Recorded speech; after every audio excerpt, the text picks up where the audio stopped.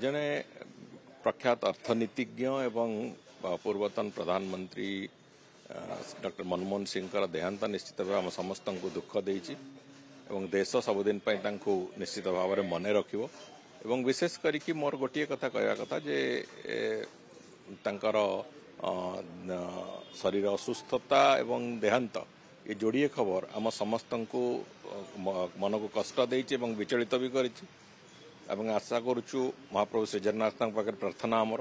जे तांकर अमर आत्मा को सद्गति मिलू एवं तांकर जो शोक संतप्त परिवार को महाप्रभु शक्ति दियंतु आगामी दिन को ए कष्ट को एवं आगामी दिन को सह्य करवा। निश्चित भाव में इंग्राजी नववर्ष रे ओडिशा प्रदेश समस्त को सुख समृद्धि एक नुआ अध्याय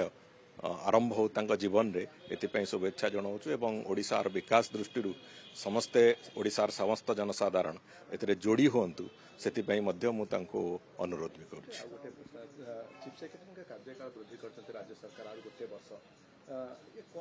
देखो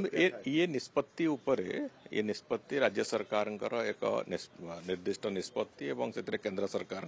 अनुमोदन भी थाए तेणुक से उपरे मु भावुची ता उपर कौन प्रकार टीका टिप्पणी करिकी ये घटना को चर्चा को आनिबा कौन प्रकार वांछनीय नुहे तेणुक न करियाटा ही भल।